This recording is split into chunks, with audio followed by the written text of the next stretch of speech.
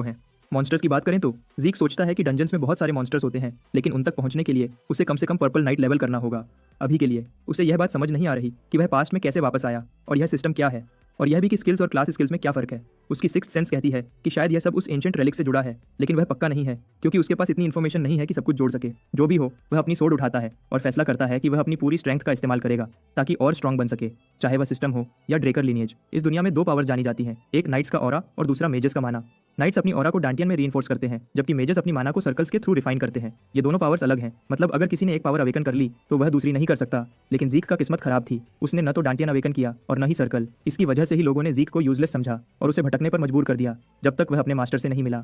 अपने vagabond days में उसके मास्टर ने उसे बहुत कुछ सिखाया, लेकिन सबसे वैल्यूएबल लेसन था हीलिंग का आर्ट और ईथर हॉल। ईथर हॉल एक यूनिक टेक्निक है जो उसके मास्टर ने डेवलप की थी। इस टेक्निक से ज़ीक ने नेचर की एनर्जी ईथर को हार्नेस करना सीखा। आज तक वह और उसका मास्टर ही सिर्फ इस दुनिया के दो ईथर यूजर्स हैं। सिर्फ 2 घंटे की ट्रेनिंग के बाद ज़ीक को लगता है कि वह बेहोश होने वाला है, लेकिन उसकी क्लास स्किल हीलिंग एक्टिवेट हो जाती है और साथ ही एक और क्लास स्किल विगर रिकवरी भी। हीलिंग एक बहुत रेयर स्किल है जो ज़ीक को अपने मास्टर से मिलने से पहले नहीं पता थी। अगर कोई उसे यह स्किल यूज करते हुए देखे तो उसे आईआर रेगुलर का लेबल लगा देंगे। इसीलिए उसने लियम से लड़ते समय यह स्किल यूज नहीं की और रूम में वापस आने के बाद ही खुद को हील किया। जब उसका बॉडी पूरी तरह रिकवर हो जाता है तो वह प्रैक्टिस जारी रखता है। वह जानता है कि वह एक पल भी जाया नहीं कर सकता। सुबह तक ज़ीक बिल्कुल थका हुआ लगता है। पूरी रात बिना रुके ट्रेनिंग करने के बाद पूरा हॉल उसकी मेहनत का सबूत है, जहां फ्लोर पर बहने और सोड के गहरे निशान हैं। कुछ समय बाद एक हफ्ता गुजर जाता है और हम खुद को क्रेडल कैफेटेरिया में पाते हैं। वहां ज़ीक कुछ स्टूडेंट्स को अपने बारे में बात करते हुए सुनता है। वह सोचते हैं कि वह बिल्कुल अलग इंसान बन गया है क्योंकि वह एक बॉर्न लूजर है। वह सोचते हैं कि शायद ज़ीक ने ब्लैक मैजिक में हाथ डाला है। दूसरी तरफ एक प्राइवेट लाउंज में सभी बिग शॉट स्टूडेंट्स डिनर कर रहे हैं। सबसे पहले रैना है जो स्टेक खा रही है, फिर ओवेन जिमन्स है जो काम और कंपोज्ड है, और उनके सामने लियोन बैठा है जिसने मार खाई है और बिल्कुल हारा हुआ लग रहा है। ओवेन उसे कहता है कि वह सही से खाए क्योंकि उसे सोर्ट्समैनशिप ड्यूएल के लिए एनर्जी की जरूरत होगी, लेकिन लियोन किसी भी वजह के बिना इरिटेट हो जाता है और टेबल पर इतना जोर से हाथ मारता है कि उसका जूसी स्टेक जमीन पर गिर जाता है। इस टेबल स्लैम की वजह से रैना का स्टेक भी प्लेट से उड़कर गिर जाता है, जिससे वह बिल्कुल गुस्से में आ जाती है। रैना का गुस्सा अब आखिरकार लियोन को थोड़ा ठंडा कर देता है। जाहिर है ये चारों स्टूडेंट्स ज़ीक से नफरत करते हैं, इसलिए ये कोई हैरानी की बात नहीं है कि वे एक साथ हैं। लेकिन चाहे वे एक ही ग्रुप में हैं, उनके बीच इतना अच्छा तालमेल नहीं है। ज़ीक के लिए नफरत उन्हें एक साथ जोड़ रही है। ओवेन मानता है कि ज़ीक पैंक्रेशन में बहुत ब्रेव और इंप्रेसिव था, लेकिन वह पक्का है कि सोर्ड्समैनशिप में ज़ीक हार जाएगा। जहां तक उसे पता है, ज़ीक को सोर्ड पकड़ना भी सही से नहीं आता, इसलिए वह किसी के लिए भी कोई खतरा नहीं है। उनमें से एक स्टूडेंट यह भी कहता है कि ज़ीक इतना कमजोर है कि उसे एक रिक्वेस्ट पर एक सोर्ड बनवाना पड़ा क्योंकि आम सोर्ड्स उसके लिए बहुत भारी थे। फिर भी लियोन के लिए यह समझना मुश्किल है कि वह कैसे उस नाली के कीड़े से हार गया। वह लगता है कि ज़ीक पैंक्रेशन में सिर्फ लक की वजह से जीता है, लेकिन लगता है कि रैना उनकी बात से सहमत नहीं है। अगर वे लोग सच में यह बकवास मानते हैं तो उनमें से किसी को भी ड्रेकर हाउसहोल्ड का नाइट बनने का हक तो नहीं है। यह कहकर वह रूम से बाहर निकल जाती है। ड्यूएल के दिन से पहले कुछ चीजें जानना समझना जरूरी है। पैंक्रेशन से अलग सोर्ड ड्यूएल्स में रियल सोर्ड्स का इस्तेमाल होता है, जो क्रेडल में सबसे ज्यादा इंसिडेंट्स का कारण बनती है। यह वह जगह है जहां कैडेट्स के स्किल्स का फर्क बिल्कुल साफ दिखाई देता है। फाइनल एग्जाम्स के 1 महीने बाद ब्लेसिंग राइट शुरू होगा, वह इवेंट जहां ड्रेकर अपनी ऑरा अवेकन करते हैं। ड्यूएल का दिन आखिरकार आ गया है और इंस्ट्रक्टर ज़ीक को आने का ऑर्डर देता है। हमारा हीरो बिल्कुल रिलैक्स्ड स्टेज पर आता है, अपने कंधे पर एक जायंट सोर्ड लिए हुए। यह सोर्ड उससे भी बड़ी है। सभी इसे देखकर हंसते हैं, सोचते हैं कि ज़ीक को लगता है कि बड़ा सोर्ड एकता बेहतर है और इससे उसे कुछ फायदा होगा। दूसरी तरफ से रैना आती है जो बिल्कुल गुस्से में लग रही है और ज़ीक को चैलेंज करती है। हमारा हीरो इस चैलेंज को एक्सेप्ट करने के लिए बिल्कुल तैयार है और वह बिना किसी देरी के हाँ कर देता है।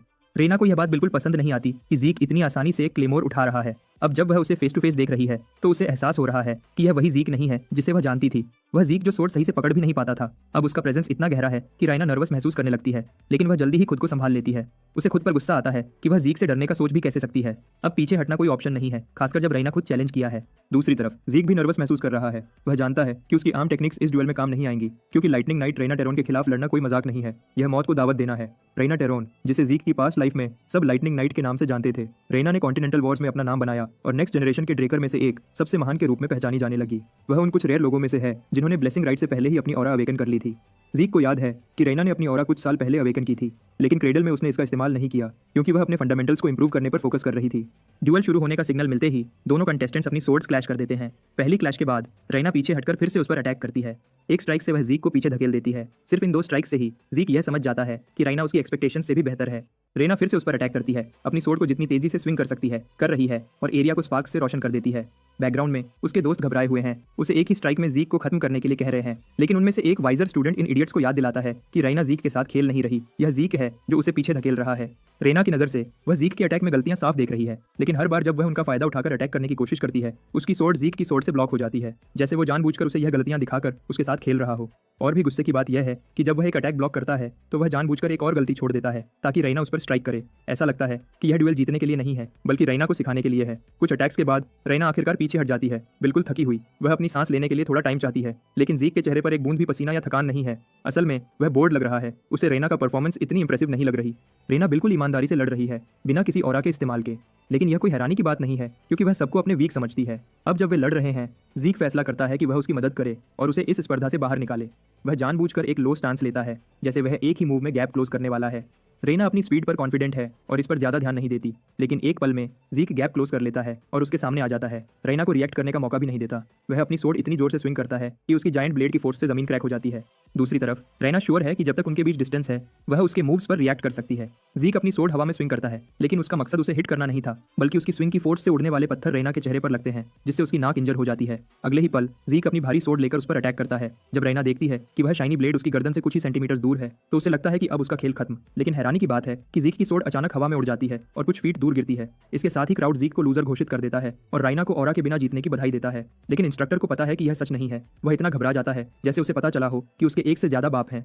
कैडेट्स ने यह नोटिस नहीं किया था कि जब जीक का अटैक रेना के करीब आया तो उसने बहुत ही कम ऑरा का इस्तेमाल किया, इतना कम कि मुश्किल से ही नोटिस हो पाया।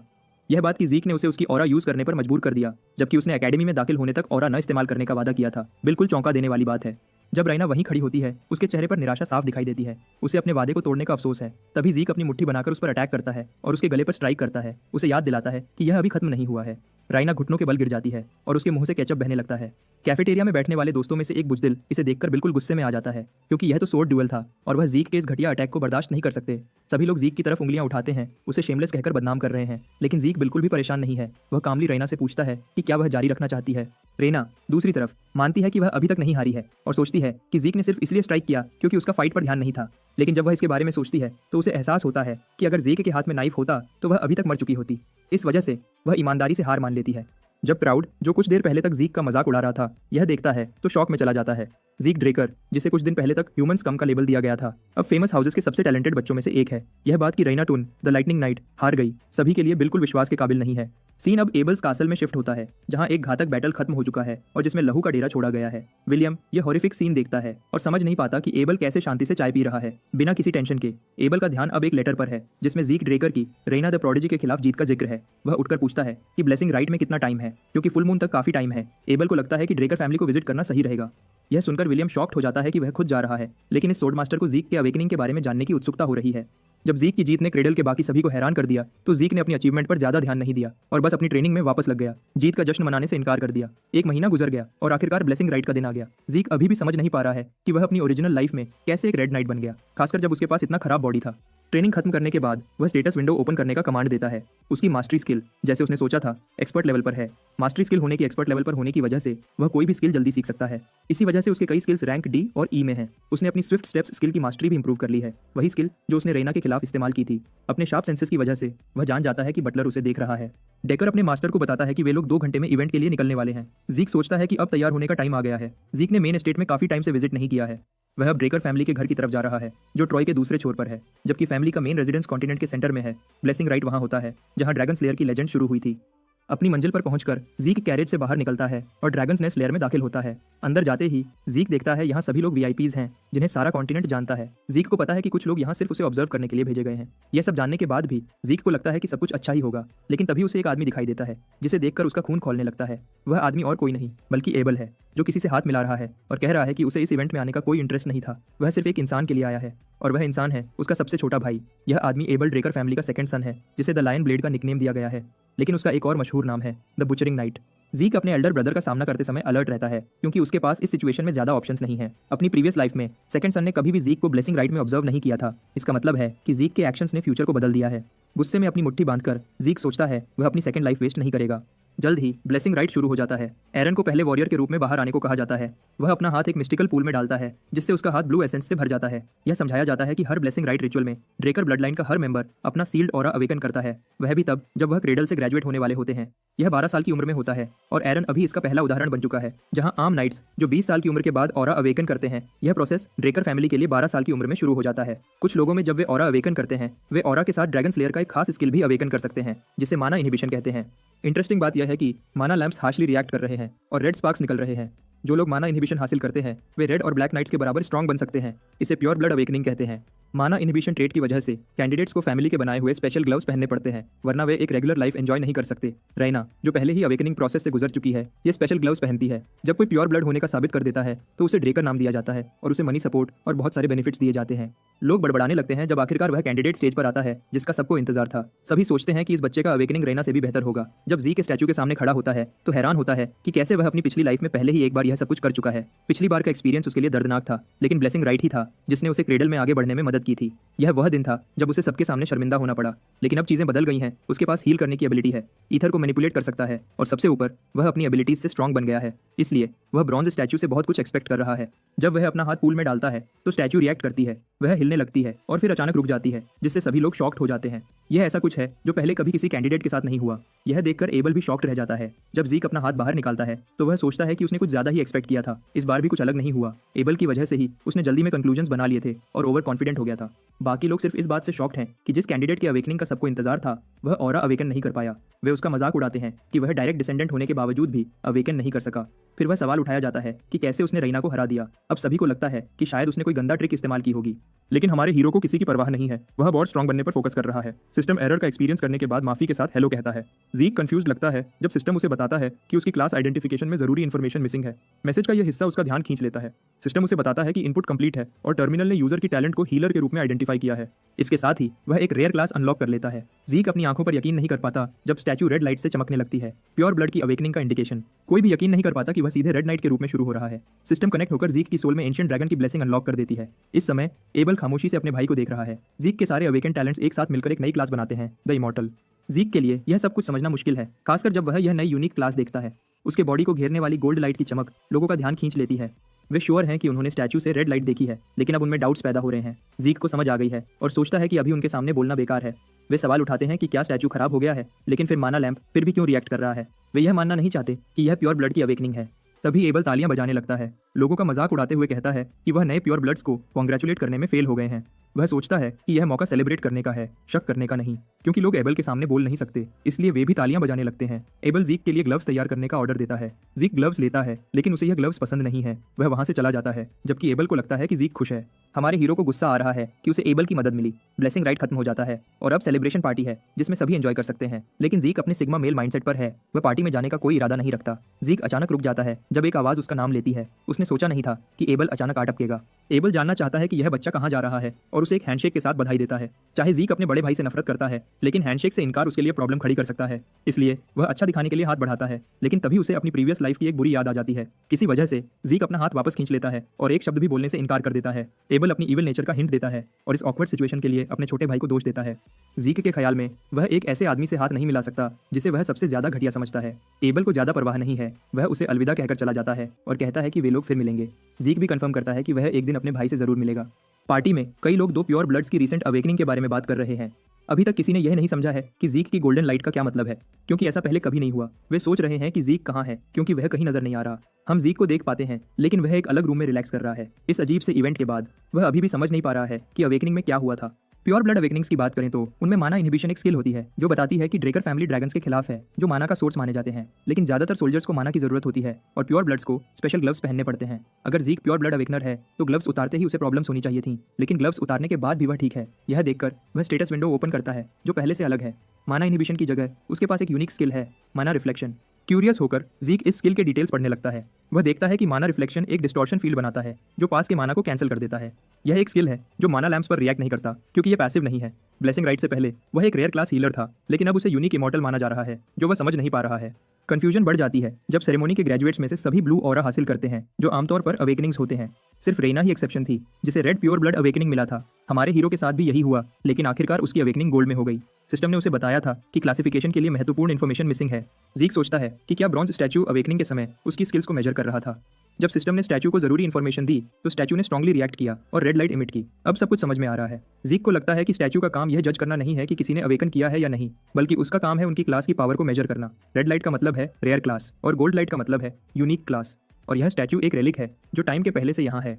आजकल क्लास आइडेंटिफिकेशन का कॉन्सेप्ट नहीं है, इसलिए स्टैचू का सिर्फ एक ही काम है, अवेकन्ड लोगों को उनसे अलग करना जो अवेकन नहीं हुए हैं। लोगों ने रेड लाइट का मतलब गलत समझा है। वे सोचते हैं कि यह प्योर ब्लड अवेकनिंग है, जबकि असल में यह बताता है किसी को रेयर क्लास मिली है। सबसे इंटरेस्टिंग बात यह है कि क्लैन फैमिली का हेड भी अभी तक इस बात से अनजान है। जीक देखता है कि उसके पास 100 कार्मा पॉइंट्स आ चुके हैं। वह सोचता है कि शायद ये पॉइंट्स सेरेमनी के समय उसे मिले हैं और वह उन्हें ड्रैकोनियन स्किल खरीदने में इस्तेमाल करने का फैसला करता है। परचेज के बाद सिस्टम में इन्फॉर्मेशन चेंज होती है। अब उसके पास बिगिनर स्किल्स का एक सेट है, जैसे dragon eyes, might of the dragon और डिवावर। पहले 2 स्किल्स तो उसे समझ में आ जाती है, लेकिन तीसरी स्किल डिवावर उसे समझ नहीं आती, क्योंकि वह स्किल उसे कुछ पचाने में हेल्प करेगी। जीक अपने पॉइंट्स को किसी ऐसी चीज में इन्वेस्ट नहीं करना चाहता जिसके बारे में वह श्योर नहीं है, इसलिए वह ड्रैगन आइज और might of the dragon choose करता है। दूसरी स्किल इस्तेमाल करने में रिस्क है, क्योंकि इसमें ऑरा का इस्तेमाल होता है और जीक के पास ऑरा नहीं है। अभी के लिए वह ड्रैगन आइज एक्टिवेट करता है ताकि देखे कि इसमें क्या खास बात है। शुरुआत में जीक को कुछ खास महसूस नहीं होता, न ही उसके सेंसेस में कोई नया फर्क दिखाई देता है, न ही उसके सराउंडिंग्स में। लेकिन जब वह गार्डन में स्टैचू को देखने के लिए विंडो खोलता है तो स्किल उसकी मैग्निफिकेशन को बढ़ा देती है, जिससे वह दूर की चीजें करीब से देख सकता है। उसे ऑब्जेक्ट के बारे में डिटेल्ड इन्फॉर्मेशन भी मिलती है। स्टैचू की बनावट के बारे में इन्फॉर्मेशन उसके दिमाग में आ जाती है। यह पावर इस्तेमाल करने से उसकी नसों पर बहुत बुरा असर पड़ता है और वह बिल्कुल एग्जॉस्टेड महसूस करता है। खुशकिस्मती से उसकी हीलिंग फैक्टर काम करने लगती है और उसकी एग्जॉस्शन को ठीक कर देती है। हैरानी की बात है कि जीक ने हीलिंग एक्टिवेट करने का सोचा भी नहीं था, यह खुद ही एक्टिवेट हो गई। सिस्टम स्क्रीन देखते समय वह देखता है कि उसकी सारी क्लास स्किल्स पैसिव एबिलिटीज में कन्वर्ट हो चुकी है और एक लेवल अप भी हो गई है। हीलिंग फैक्टर अब उसकी बॉडी को बिना एक्टिवेशन के रिपेयर कर सकता है। यह उसकी पिछली स्किल का बेहतर वर्जन है। चाहे हीलिंग बहुत ही ओपी लगती है, लेकिन इसे लगातार इस्तेमाल नहीं किया जा सकता, वरना वह पिछली लाइफ में मरा नहीं होता। हीलिंग फैक्टर पैसिव स्किल बन गई है और इसका टेस्ट करने के लिए जीक एक ब्लेड लेकर अपने हाथ पर हल्का सा कट लगाता है। सेकंड्स बाद हीलिंग फैक्टर ऑटोमेटिकली काम करने लगती है और कट को बिल्कुल ठीक कर देती है, कोई निशान तक नहीं छोड़ती। अकादमी से ग्रेजुएट होने में आमतौर पर 5 साल लगते हैं, लेकिन जीक कॉन्फिडेंट है कि वह यह काम 2 साल में कर लेगा। ड्रेकर एकेडमी सबसे बेहतर नाइट एकेडमी है। कोई भी जोशीला नाइट इसमें दाखिल होने के लिए कुछ भी बेचने को तैयार है। यह एकेडमी ट्रॉय सिटी के सेंटर में है, जो हर नए सेमेस्टर के साथ नई जिंदगी से भर जाती है। जब जीक दूसरे स्टूडेंट्स के बीच चल रहा होता है तो वह देखता है कि हायर रैंक स्टूडेंट्स नाइट से कम नहीं है। अगर इन लोगों का क्रेडल के स्टूडेंट्स से कंपैरिजन करें तो वे सिर्फ ग्रेट फैमिलीज के बच्चे लगते हैं। जीक सोचता है कि उसकी पूरी फैमिली बिखरी हुई है। ड्रेकर फैमिली को सपोर्ट करने वाली 3 ग्रेट ब्रांच फैमिलीज हैं, जिन्हें ग्रेट फैमिलीज कहते हैं। पहली है टर्न ऑफ स्ट्रेंथ, जिसका हिस्सा रेना है। दूसरी है जिमन्स ऑफ विजडम और तीसरी है VC family of gold.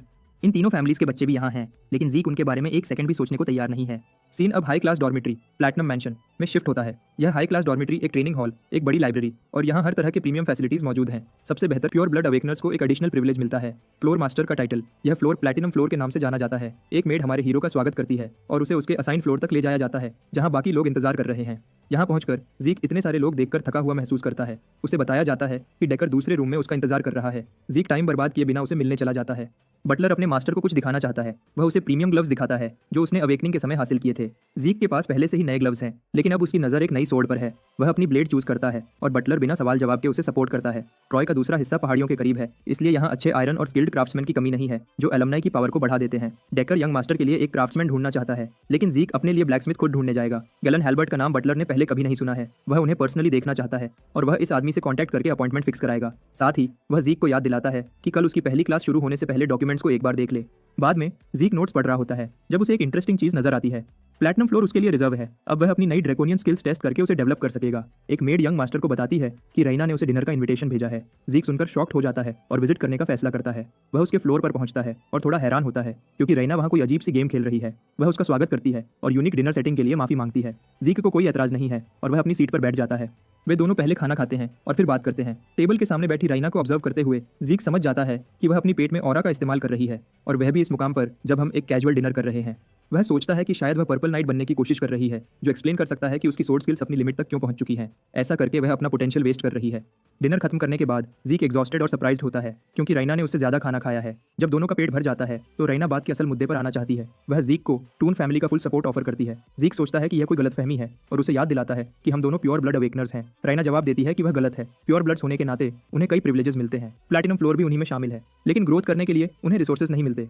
Raina GK को तुन फैमिली का सपोर्ट लेने की ऑफर देती है। रेना अपनी बात दोबारा कहती है, लेकिन हमारे हीरो का मूड उसकी फीलिंग्स के साथ खेलने का है। वह नो कह देता है, जिससे रेना शॉक्ड हो जाती है। वह समझ नहीं पा रही कि वह यह डील क्यों नहीं मान रहा है। इसमें जीक का ही फायदा है। जीक अपनी सीट से उठकर वापस जाने का इरादा करता है और कहता है कि उसे इस डील में कोई इंटरेस्ट नहीं है। खाना खिलाने का बदला चुकाने के लिए वह एक पर्सनल एडवाइस शेयर करता है। जीक बताता है कि राइना अपनी सोर्ड को पावर के साथ यूज करती है और शायद यह उसके परिवार के खून में है कि वे लोग पावर और स्ट्रेंथ को सब चीजों से आगे रखते हैं। जीक उसे बताता है कि असल में रेना की सबसे बड़ी स्ट्रेंथ उसकी फ्लेक्सिबल बॉडी है। वह उसे कहता है कि वह अपने दुश्मन पर सीधे अटैक करने की जगह अपने लाइट बॉडी का इस्तेमाल करके उन पर अटैक करे। जीक सोचता है कि अगर वह ऐसा करे तो वह पहले से भी ज्यादा स्ट्रांग बन जाएगी। यह कहकर वह वहां से चला जाता है, रेना को गुस्से में छोड़कर।